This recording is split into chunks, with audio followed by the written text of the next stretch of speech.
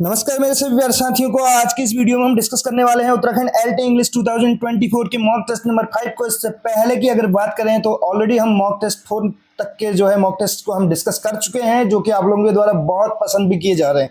तो आज इस वीडियो में हम डिस्कस करने वाले हैं उत्तराखंड एलटी के मॉक टेस्ट नंबर 5 को। और बात करें लास्ट 2 डेज की, यहाँ पे कोई भी वीडियो हम अपलोड नहीं कर पाए क्योंकि स्वास्थ्य भी सही नहीं था और साथ में थोड़ा सा कोचिंग क्लासेस का काम चल रहा था, तो व्यस्तता थी, इसलिए वीडियो अपलोड नहीं कर पाए। जैसे ही आज समय मिला तो हम आप लोगों के साथ यहाँ पे मॉक टेस्ट नंबर 5 को डिस्कस करने जा रहे हैं। स्टार्ट करेंगे एक इंस्पिरेशनल कोट के साथ, जो कि मार्टिन लूथर किंग जूनियर के द्वारा कहा गया है। ये कहते हैं, if you can't do great things you can do small things in a great way. कहते क्या है, एक बार फिर से रिपीट कर रहा हूं, if you can not do great things you can do small things in a great way. तो ये कहते हैं, अगर आप महान कार्य नहीं कर सकते तो आप छोटे छोटे काम कर सकते हैं, छोटे छोटे कार्य कर सकते हैं, और कार्यों को करने का तरीका आपका ग्रेट होना चाहिए, यानी कि बेहद शानदार होना चाहिए। आप अगर जैसे कि हमारे उत्तराखंड एलटी के जितने भी यहाँ पे साथी प्रिपरेशन कर रहे हैं, वो अगर दिन भर में इतनी प्रिपरेशन नहीं कर पा रहे हैं, उनको लग रहा है कि बहुत कम कर रहे हैं, तो वो छोटे छोटे जो कार्य हैं, जो छोटे छोटे हमारे लक्ष्य, जो हमारे जो थिंग्स हैं, वही हमारे अपने लक्ष्य को प्राप्त करने में हमें हेल्प करेंगे। क्योंकि कहा यह जाता है, अगर जब बिल्डिंग बनानी हो ना, तो एक एक ईंट का अपना महत्व होता है। तो हर एक टॉपिक को आप बारीकी से अगर कवर करते हैं तो डेफिनेटली आप अपने लक्ष्य तक पहुंच पाएंगे। तो पहले नंबर का क्वेश्चन है, what a man who said. किसने कहा what a man who said? किसने कहा? ये स्टेटमेंट किसका है, ये किसके द्वारा कहा गया है? ब्लंसली नाम से एंडमैन, सर्जियस नाम से एंडमैन, निकोलाई नाम से एंडमैन, नन ऑफ दीज, इनमें से कोई नहीं। आप लोग भी जरूर अपना स्कोर बताइएगा, आउट ऑफ 50 आपने कितना यहाँ पे स्कोर गेन किया। और ये जो है अन्य मॉक टेस्ट के अगर बात करें, उनके हिसाब से थोड़ा सा इसका लेवल, थोड़ा जैसे कि आज तक के मॉक टेस्ट का लेवल अगर मॉडरेट था, तो थोड़ा ये डिफिकल्ट हो सकता है, ये थोड़ा टफ हो सकता है उसकी तुलना में। उतना टफ भी नहीं है अगर आपने डिटेल वे में पूरे टॉपिक्स को कवर किया होगा, तो इजीली आप यहाँ पे भी अच्छा खासा स्कोर गेन कर सकते हैं। तो इस क्वेश्चन के अगर आंसर की बात करें तो इसका आंसर हो जाएगा Sergius in arms and the man. B option will be the correct answer of this question. B option इसका करेक्ट हो जाएगा। अब जो आर्म्स एंड द मैन है, ये किसके द्वारा लिखा गया है, ठीक है, ये बताना है आपको। और ये पहली बार परफॉर्म कब हुआ, यानी कि, और इसके साथ साथ इसको लिखा कब गया, ये भी आपको बताना है। इन क्वेश्चंस का भी आंसर आप जरूर दीजिएगा, इससे पता चलता है कि आपकी प्रिपरेशन किस लेवल की, अगर आपको इन क्वेश्चंस के आंसर भी आते हैं। अगर नहीं आते हैं तो एक बार फिर से आपको रिवीजन करना पड़ेगा। दूसरे नंबर के क्वेश्चन की बात करें तो ही रिजेंबल्स द सुल्तान, वो सुल्तान से रिजेंबल करता है, यानी कि सुल्तान से मिलता जुलता है, सुल्तान के जैसा दिखता है, कहने का मतलब है। He is fearless saint of Kanpur. और वो क्या है, एक फियरलेस सेंट है, कहाँ का? साधु है, कानपुर का। हु इज ही, वो कौन है, ये पूछा जा रहा है। ये ग्रीस कर्नाड के प्ले तुगलक से रिलेटेड ये क्वेश्चन है, और ग्रीस कर्नाड का लाइफ स्पैन आपको बताना है, ठीक है। तो इसमें 4 ऑप्शन हमारे पास हैं, अजीज, नाजिब, बर्नी, शेख इमामुद्दीन करके हमारे पास 4 ऑप्शन है। और जो इसका करेक्ट आंसर हो जाएगा वो ऑप्शन नंबर डी हो जाएगा, शेख इमामुद्दीन हो जाएगा। D option will be the correct answer of this question. Now move on to next question. Next question की ओर बढ़ें।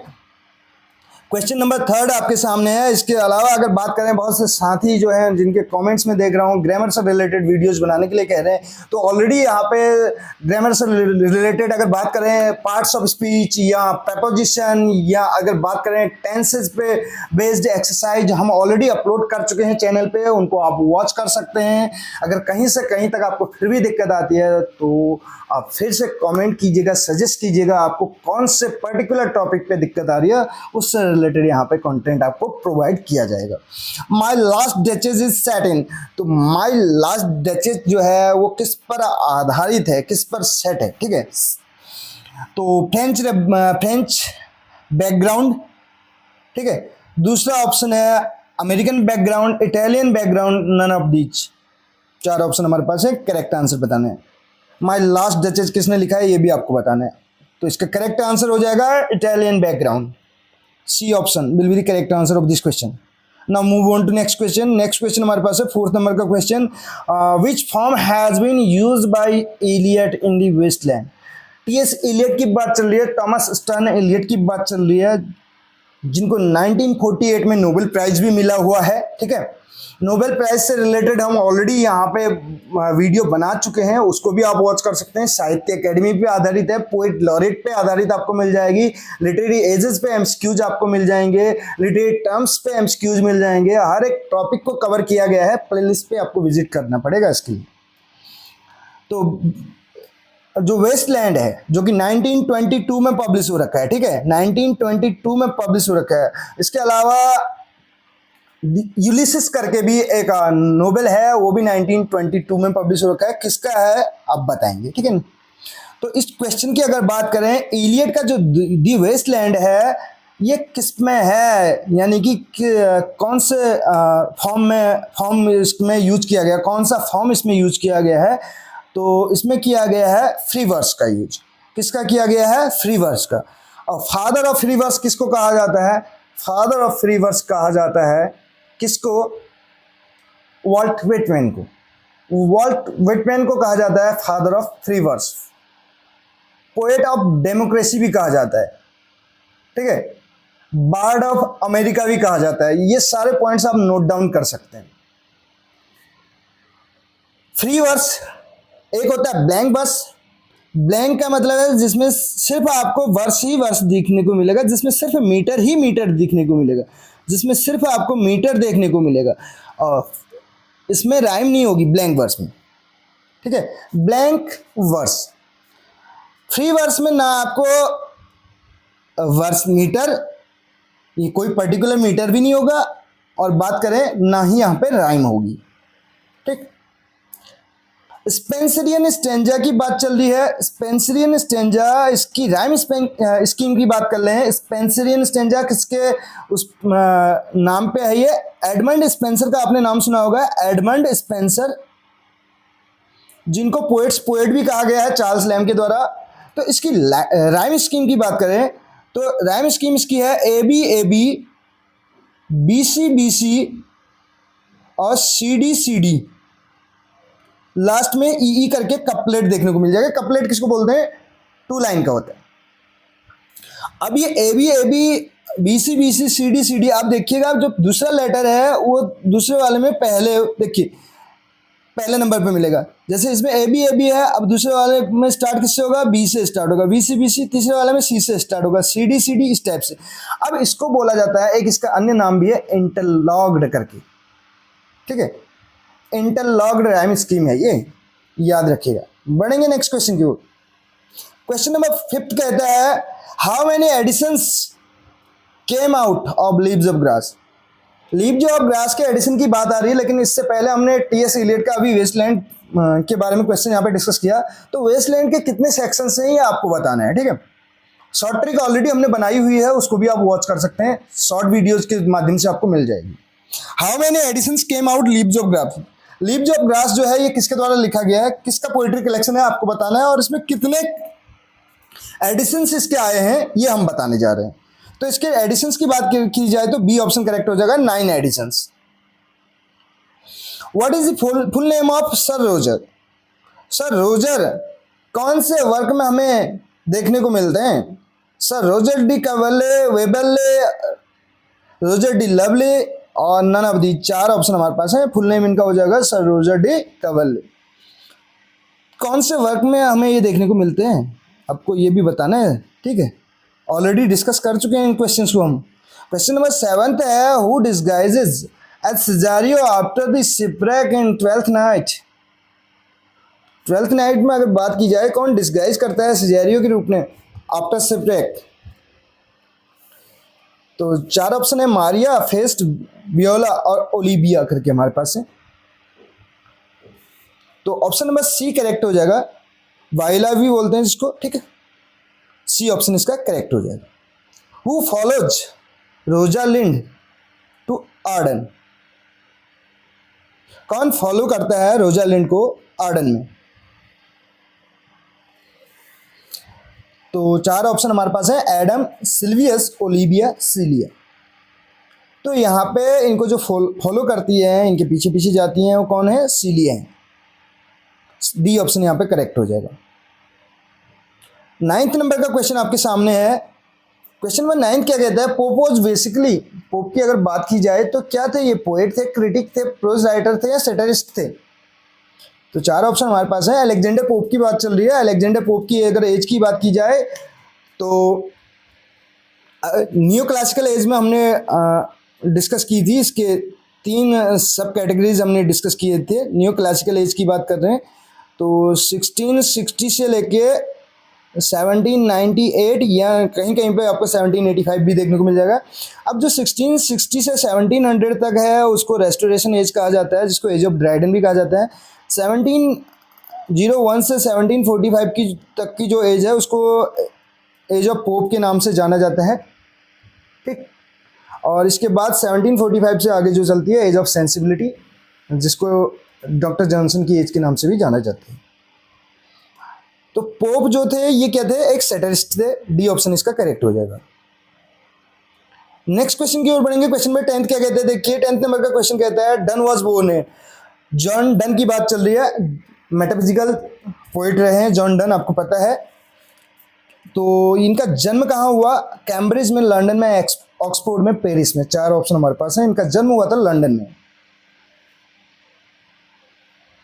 बढ़ेंगे नेक्स्ट क्वेश्चन की ओर।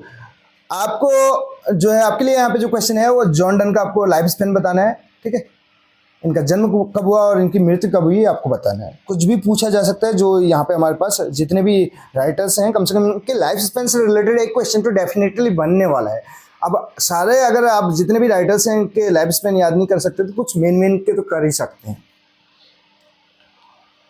क्वेश्चन नंबर 11 आपके सामने है। Tughlaq ruled India in.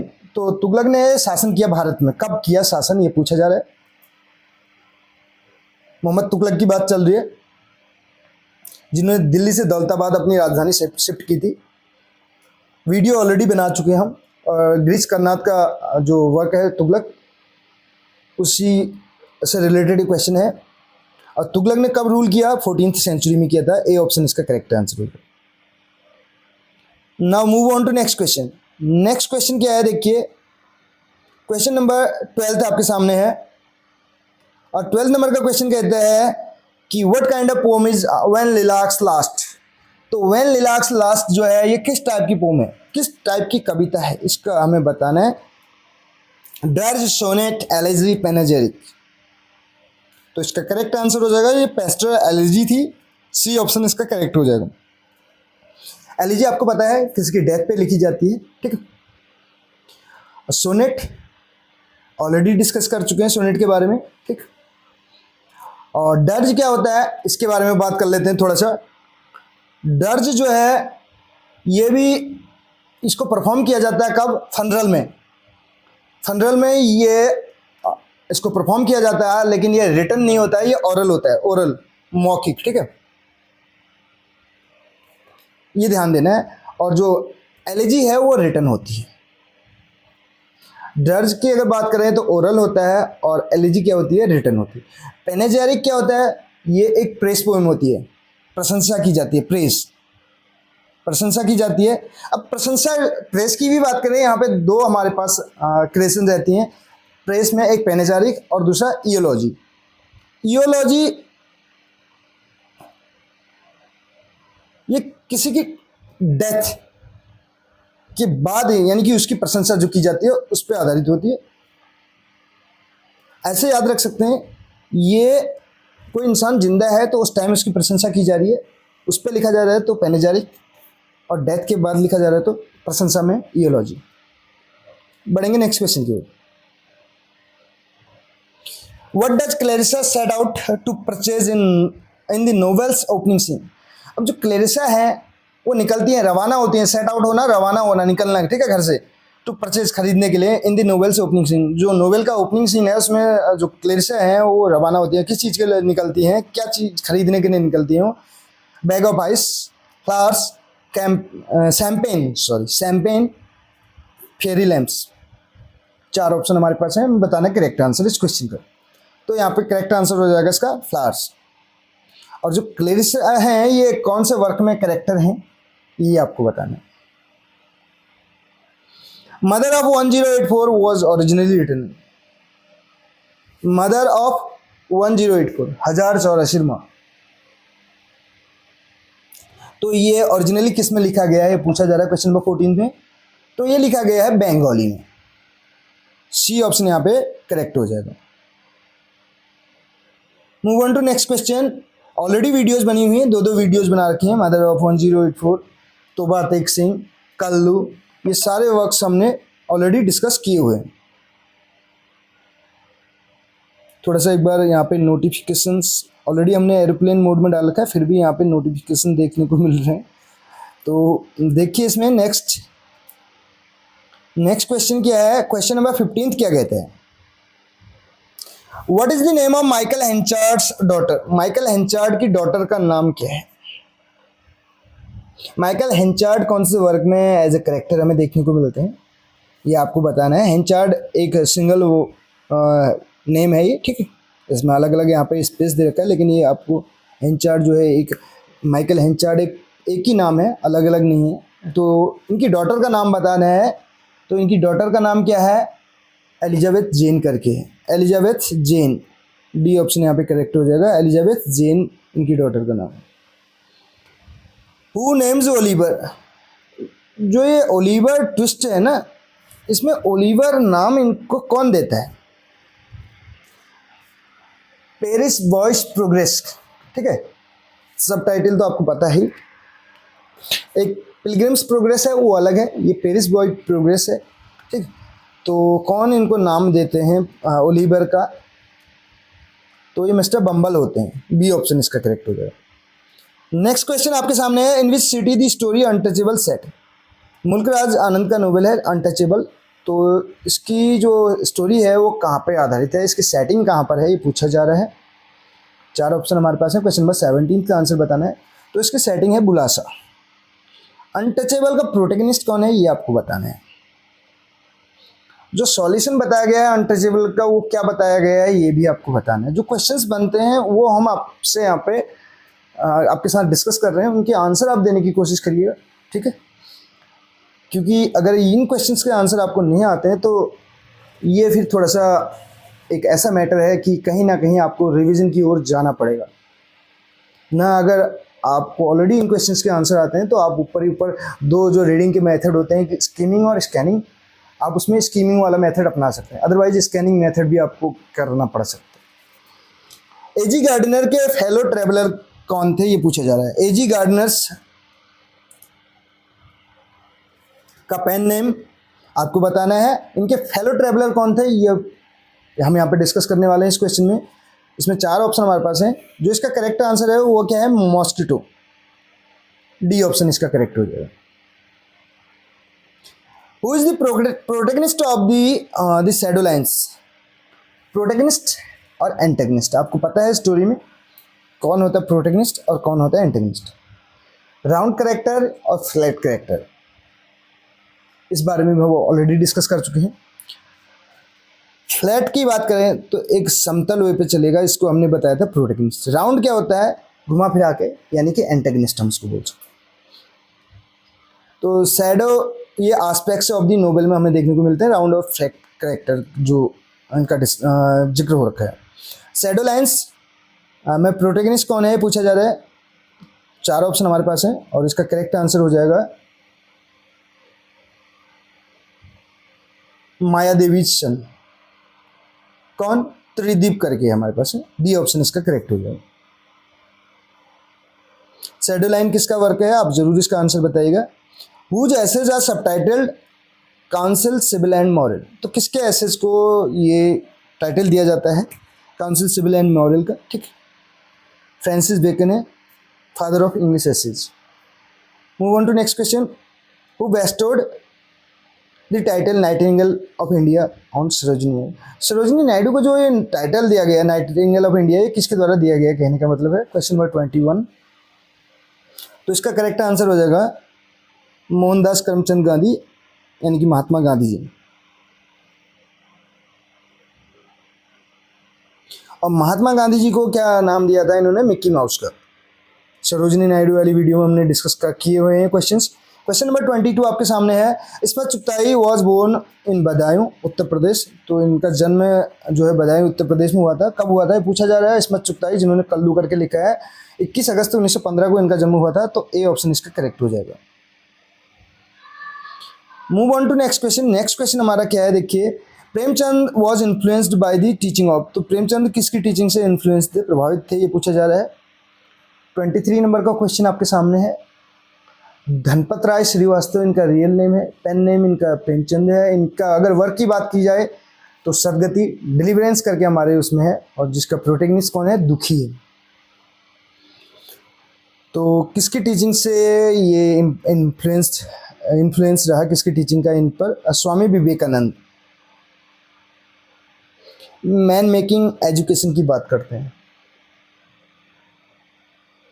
Who calls chapati as bloody Indian chapati. तो कौन कहता है चपाती को bloody Indian chapati? To Anglo Indian lunatics. ये लुनेटिक्स है, ये क्वांटिक्स लिख दिया जिसको, लुनेटिक्स है। लुनेटिक्स का मतलब होता है पागल से, ठीक है।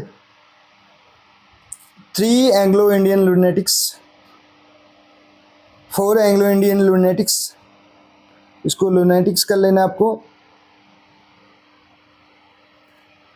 तो इसमें अगर बात करें तो इसका करेक्ट आंसर हो जाएगा 2 एंग्लो इंडियन लुनेटिक्स, यानी कि ए ऑप्शन इसका करेक्ट हो जाएगा। तोबा तेग सिंह में ये हमें देखने को मिलता है। और तोबा तेग सिंह किसका वर्क है ये आपको बताना है। क्वेश्चन नंबर 25 आपके सामने है।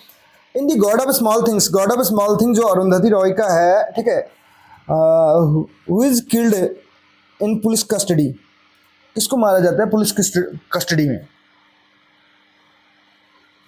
तो बेलूटा करके हो जाएगा इसका, सी ऑप्शन इसका करेक्ट हो जाएगा।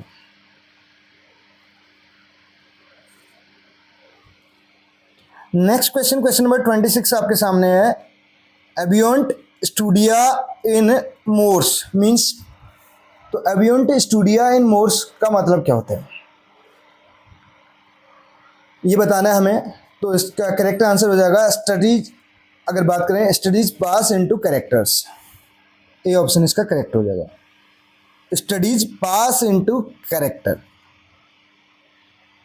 Hot known in Malabar is. तो हॉट नोन इन मालाबार है, ये क्या है ये पूछा जा रहा है। तो एक नॉस्टैल्जिक पोम है ये, ए ऑप्शन करेक्ट हो जाएगा। जो पोम है ओबिचुअरी, ये है इज इन। तो किस पर है ये? फर्स्ट पर्सन है, सेकंड पर्सन, थर्ड पर्सन और नन ऑफ दीज। तो ये फर्स्ट पर्सन है। ओबिचुअरी किसको बोला जाता है? शोक समाचार, जो कि किसी की डेथ के तुरंत बाद लिखा जाता है न्यूज़पेपर्स में, जैसे को देखने को मिलता है। तो और ये पोम किसकी है? ए.के. रामानुजन की। बढ़ेंगे नेक्स्ट क्वेश्चन की। Question number 29। The aim of literature is to discover and expression of truth according to. जो एम है लिटरेचर का, जो लिटरेचर का उद्देश्य है वो क्या है? खोज करना है और साथ साथ ट्रूथ को एक्सप्रेस करना है। किसके अकॉर्डिंग ये कहा गया है? तो ये कहा गया है नजीम एज़ेकियल के द्वारा। सी ऑप्शन इसका करेक्ट हो जाएगा। Option number C will be the correct answer of this question. अब थोड़ा सा यहाँ पे डिस्कस कर लेते हैं इनके लाइफ स्पेन को। फ्रांसिस बेकन के लाइफ स्पेन की बात करें तो 1561 से लेके 1626 ये है फ्रांसिस बेकन का लाइफ स्पेन। रही बात नजीम एज़ेकियल की, तो इनकी लाइफ स्पेन की बात करें तो 1924 से लेके 2004। बर्ट्रैंड रसल की बात की जाए तो इनका हो जाएगा, ऑलरेडी वीडियोस बनी हुई हैं इन पे, आप वॉच कर सकते हैं। 1872 से लेके 1970 लगभग हर एक टॉपिक को कवर कर लिया गया। अगर बात करें सिल्विया प्लैथ और एमिली डिकिंसन के अलावा। ए.के. रामानुजन की अगर बात की जाए तो इनका लाइफ स्पैन 1929 से 1993 तक, ये आपको याद रखना है। फ्रांसिस बेकन का 1561 से 1626, नजीम इज़िकल का 1924 से लेकर 2004, ए.के. रामानुजन 1929 से 1993, और बर्ट्रैंड रसेल की बात की जाए तो 1872 से लेकर 1970। वुदरिंग हाइट एक पोम है, किसकी है ये पूछा जा रहा है। नोबेल किसका है? नोबेल तो एमिली ब्रोंटे का है, ठीक है। लेकिन अगर यहाँ पे पोम की बात की जा रही है तो पोम किसका है ये बताना है हमें। तो वुदरिंग हाइट जो पोम है ये है सिल्विया प्लैथ की। सिल्विया प्लैथ के लाइफ स्पैन की बात की जाए तो इनका लाइफ स्पैन क्या है, 1932 से लेके 63, ये इनका लाइफ स्पैन है। कमला दास का तो आपको पता है ही, 1934 से लेके 2009 तक। Question number 31, who is known as non serious poet due to his humour.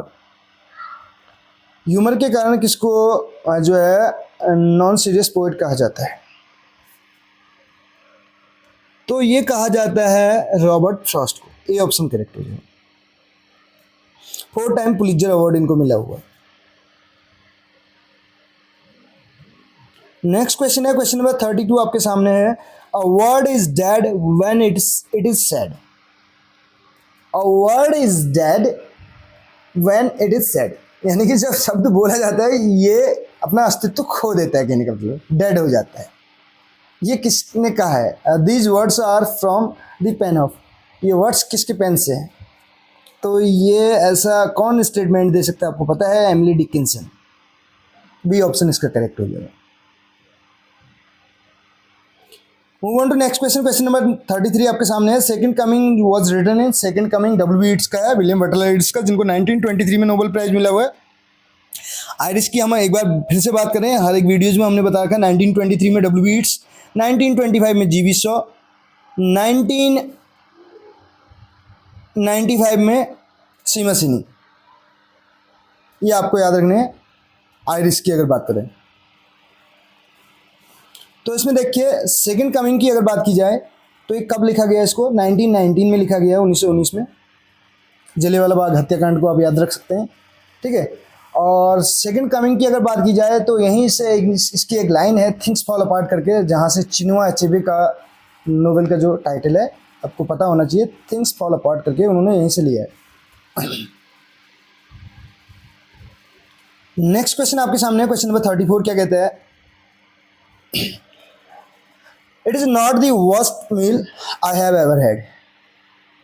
It is not the worst meal. Bad, worst यानी कि सुपरलेटिव डिग्री है। ये सबसे बेकार खाना नहीं है जो आज तक मैंने खाया है, कहने का मतलब जो आज तक मैंने लिया है। इसमें हमें बताना है अफेक्टिव फेलेसी है, इंटेंशनल है, आयरनी है कि लिटूट्स है। It is not the worst meal I have ever had।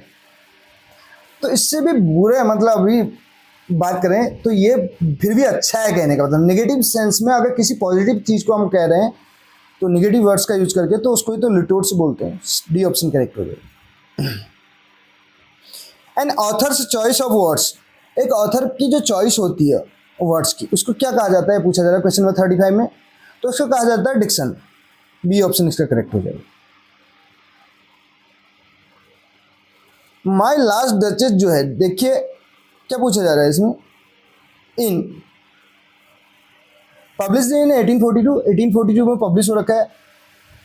और ये क्या है ये पूछा जा रहा है, तो ड्रामेटिक लिरिक हो जाएगा। ए ऑप्शन इसका करेक्ट हो जाएगा। आपको पता है ये जो मैन एंड वीमेन है, ओसेलो एंडो है, और दी लास्ट राइड टुगेदर है, ये रॉबर्ट ब्राउनिंग की है, ठीक है।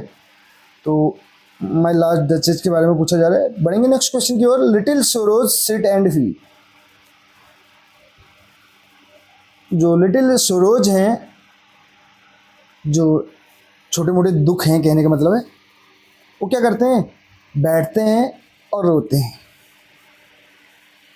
अब आप इसको आसानी से समझ गए होंगे। पर्सोनिफाई किया जा रहा है इसको। मानवीकरण हो जाएगा, डी ऑप्शन। एलिट्रेशन हिंदी में अनुप्रास बोलते हैं।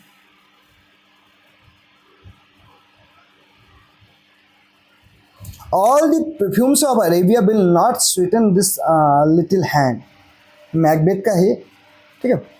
All the perfumes of Arabia, जितने भी परफ्यूम है अरेबिया के, वो भी इन लिटिल हैंड्स को स्वीटन नहीं कर सकते, महका नहीं सकते, खुशबू नहीं ला सकते इनमें, ठीक है।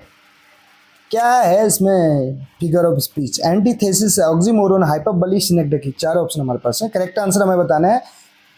तो कुछ बड़ा चढ़ा के कहा जा रहा है हाइपरबली है, ऐसा तो पॉसिबल नहीं है ना। पूरा अगर अरब सागर के परफ्यूम को हाथ में लिटिल हैंड में यूज़ किया जाए और उसके बाद भी स्वीटन ना कर सके, तो कहने का मतलब है यहाँ पे जो उनके हाथों द्वारा जो गलत काम किया गया है, ठीक है, वो चाहे आप कुछ भी कर लें, वो कलंक नहीं मिट सकता, ये कहने का मतलब है इसका। जाउंट्स इज एन यूफेमिज्म ऑफ, जाउंट जो है यूफेमिज्म है किस चीज़ का? क्वेश्चन नंबर 39 में पूछा जाएगा जाउंट्स जो है यूफेमिज्म किसका है? जेरिस zounds, gosh darn, God's love, God's wounds, wounds बोला जाता है जिसको, घाव, ठीक है। तो डी ऑप्शन इसका करेक्ट हो जाएगा।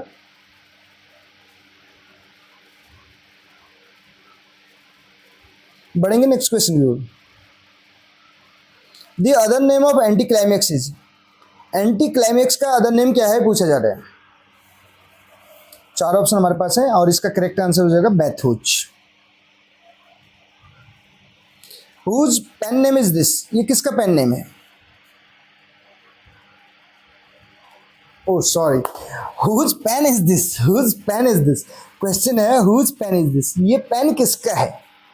हुज क्या है इसमें पूछा जा रहा है, पार्ट्स ऑफ स्पीच पूछा जा रहा है, ठीक है। देखिए पेन जो है नाउन है और नाउन से पहले अगर आ रहा है कोई वर्ड तो उसके बारे में बताएगा तो एडजेक्टिव तो होगा, और एडजेक्टिव कौन से उसमें हो जाएगा? WH में क्वेश्चन वर्ड है तो इंटेरोगेटिव एडजेक्टिव हो जाएगा, ध्यान रखिएगा। और यहीं पे अगर इसके बाद हेल्पिंग वर्ब आती है यहाँ पर हुज के बाद, तो फिर ये क्या हो जाएगा? हो जाता इंटेरोगेटिव प्रोनाउन हो जाता। बढ़ेंगे नेक्स्ट क्वेश्चन में। WH वर्ड दिया है तो इंटेरोगेटिव तो ऑलरेडी हो गया। The grammatical categories of strength, strengthen are, strength का स्ट्रेंथन होता है, ठीक है। तो स्ट्रेंथ क्या है? स्ट्रेंथ हमारी ताकत है, कोई चीज है, ठीक है। तो नाउन है, स्ट्रेंथ क्या है? नाउन है, स्ट्रेंथ नाउन है और स्ट्रेंथ से वर्ब बनती है स्ट्रेंथन, तो नाउन और वर्ब हो जाएगा। स्ट्रेंथ नाउन है और स्ट्रेंथन वर्ब है।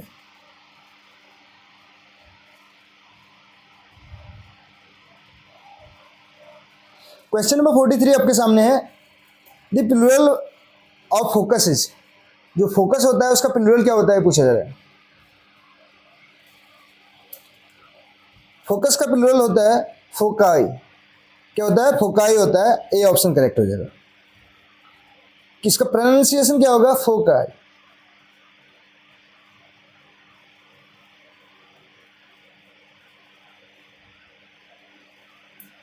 ऑनेस्ट पीपल, नेक्स्ट क्वेश्चन है, पीपल कैसे हैं? ऑनेस्ट हैं, नाउन है, विशेषता बता रहा है, एडजेक्टिव हो गया ऑनेस्ट, ये तो ठीक ही है।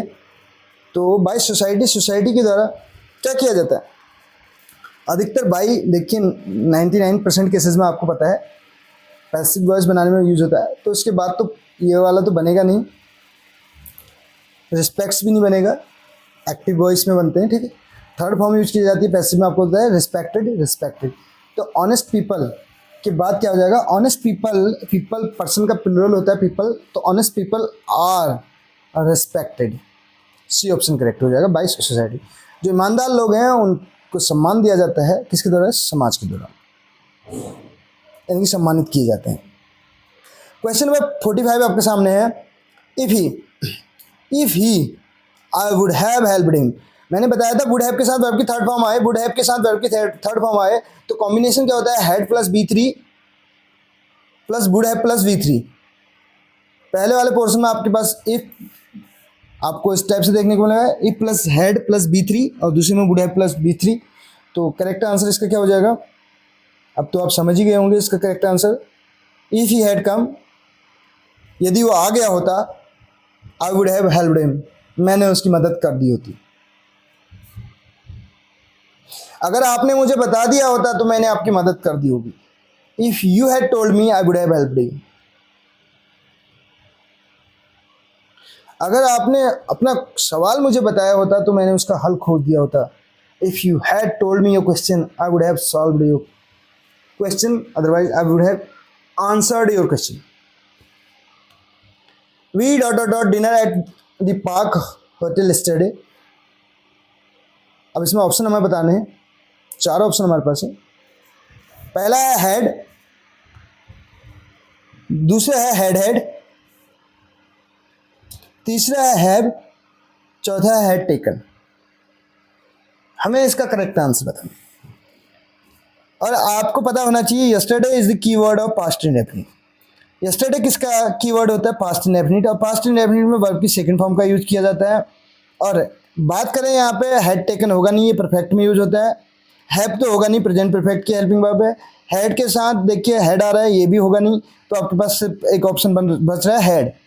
अब हेड कैसे आएगा, आपको कंफ्यूजन हो इससे पहले मैं इसको क्लियर कर दूं। यहाँ पे ये क्वेश्चन जो है अपने स्तर से यहाँ पे प्रिपेयर किए गए हैं। आपको इस तरीके के क्वेश्चन बहुत कम देखने को मिलेंगे। अपना जो एक्सपीरियंस है आज तक का 10 से 12 साल का टीचिंग एक्सपीरियंस, जो ग्रामर और स्पोकन इंग्लिश का, उसको यहाँ पे आप लोगों तक शेयर करने की कोशिश की जा रही है। तो यहाँ पर देखिए इसका जो सॉल्यूशन बनेगा, क्या बनेगा? हैज हैव मीन्स भी क्या होता है? लेना होता है। जैसे हम यूज करते हैं ईट या टेक यूज करते हैं, ठीक है। तो जब डिनर, ब्रेकफास्ट, लंच इनकी बात आती है तो इनको खाया नहीं जाता, ईट नहीं यूज होता है, इनके साथ हैव या टेक का यूज करते हैं। तो इनकी सेकंड फॉर्म क्या यूज होती है? इनकी सेकंड फॉर्म होती है एट, और हैज हैव की सेकंड फॉर्म क्या हो जाएगी? हैड, और टेक की सेकंड फॉर्म क्या होती है? टुक।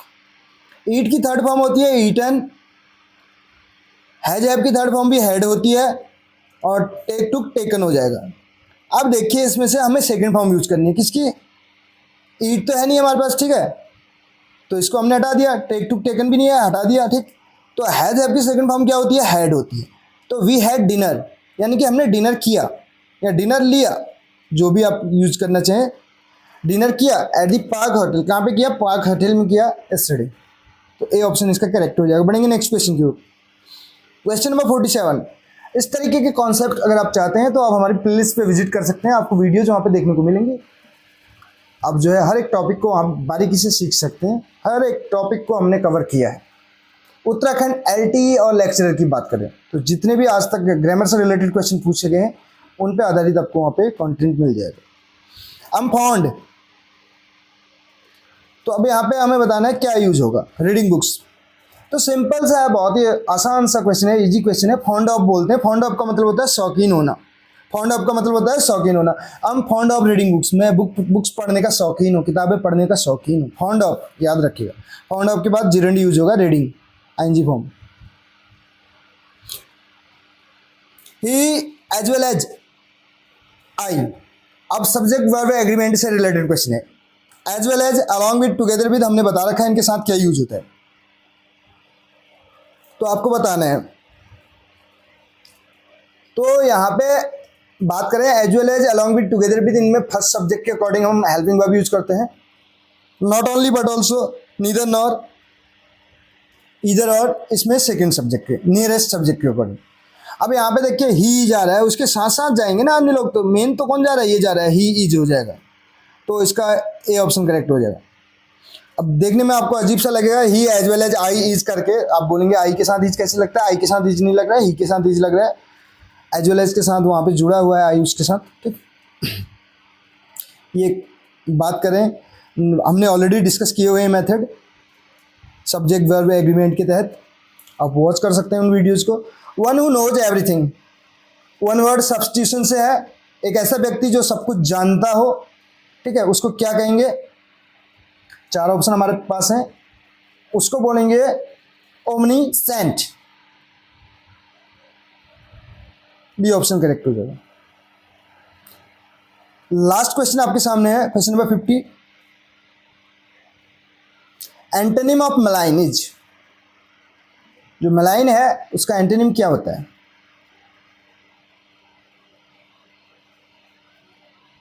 चार ऑप्शन हमारे पास है, slender, blunder, press, support.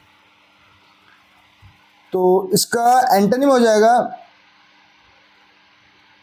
Malign का मतलब द्वेष, ठीक है, किसी के बारे में कुछ उल्टा कहना, और प्रेस करना इसका एंटोनिम हो जाएगा प्रशंसा करना। 50 क्वेश्चन, लास्ट एक और एक्स्ट्रा क्वेश्चन यहाँ पे ले लिया गया, ठीक है, 51 है।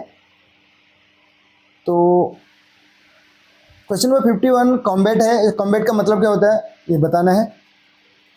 कॉम्बैट में से होता है फाइट करना, डी ऑप्शन इसका करेक्ट हो जाएगा। तो ये थे 51 क्वेश्चन जो हमने इसमें डिस्कस किए। 50 क्वेश्चन का मॉक टेस्ट हमने बनाया हुआ है, तो एक क्वेश्चन इसमें एक्स्ट्रा है, तो उससे कोई फर्क नहीं पड़ेगा, मुझे नहीं लगता। तो आपने कितना स्कोर गेन किया जरूर बताएगा। वीडियो पसंद आए तो अधिक से अधिक शेयर कीजिएगा। मिलते हैं अगली वीडियो में। Thank you so much.